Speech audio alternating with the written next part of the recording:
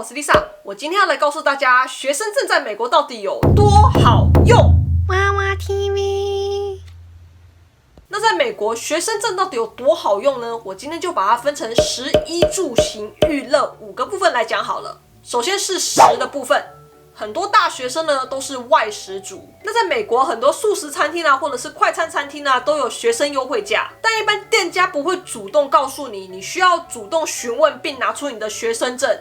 其实不止快餐素食啦，有很多开在大学旁边的一些餐厅啊，也都会有学生证打折的优惠。所以各位学生去吃饭的时候，记得不要浪费你的福利，勇敢的问一下有没有学生证打折哦。那下一个是食衣住行的衣，我们在这里把它理解为购物。其实美国很多商店也都有学生打折的优惠，像是 J.Crew 啊、Banana 啊，或者 Levi's 啊，或者是 Manuel 等等的商店都有学生打折的优惠。至于是什么样子的优惠法，每一间店可能都不太一样。有些是秀学生证就可以打折了，有一些呢是你需要用你的学生 email 去上网注册才可以打折。那除了商店之外呢 ，Amazon 也有免费的 Student Program。你需要用你的学生 email 去注册申请 Amazon 的账号，加入之后呢，有6个月的免费试用 Prime 跟 2-day free shipping 的功能。6个月的试用期结束之后，如果你还想要继续 Prime 会员的话，那会费是普通会员的1半。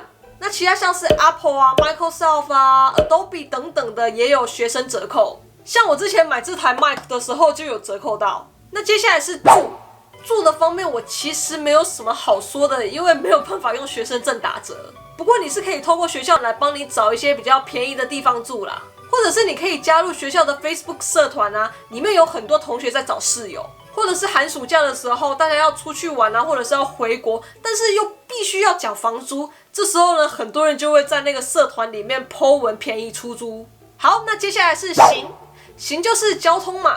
美国很多学校呢都会跟公车公司合作，基本上呢就是你只要秀出你的学生证就可以免费搭公车了。有些学校呢会发给你公车专用的卡片，让你免费搭公车。像之前我们 Berkeley 它都会在学生证差不多这个位置的地方会给你一张那个学期的贴纸，你只要把它贴上那个贴纸，然后上车的时候给公车司机看，它就会让你免费搭公车了。那它现在是给你一张有你照片的类似悠游卡的东西，你上车逼一下就可以免费搭了。那如果你要开车的话呢，汽车保险公司也有一些折扣，像是好学生折扣啊，但是不是好学生可不是你说了算，你需要提出证明的。通常好学生折扣呢是给25岁以下的高中生或者是大学生研究生的，然后 GPA 呢需要维持在 3.0 以上才符合资格。那为什么会有好学生折扣呢？因为根据资料显示，在学校成绩好的学生呢出车祸的几率比较低，这是资料显示哦，不是我说的哦。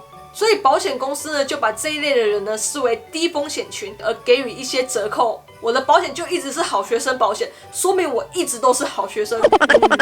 好，那最后就是娱乐啦。美国有一些电影院啊、博物馆啊都有学生票，你只需要出示你的学生证就可以购买咯。有一些在学校附近的 KTV 啊、理发店啊也都有学生价，然后还有一些健身房啊也都有学生会员价哦。好，那听我说完，大家有没有觉得学生证很好用啊？赶快把你的学生证拿出来利用一下吧。另外，大家如果还有知道什么学生折扣的话呢，也欢迎留言分享一下哦。好，那今天影片就到这里。如果你喜欢的话呢，不要忘记帮我按赞、按订阅、开铃铛、加分享。另外 ，Lisa 也有 Facebook 跟 Instagram， 有兴趣的朋友们呢，也欢迎去帮我 follow 按赞一下哦。那我们就下次见啦，拜拜。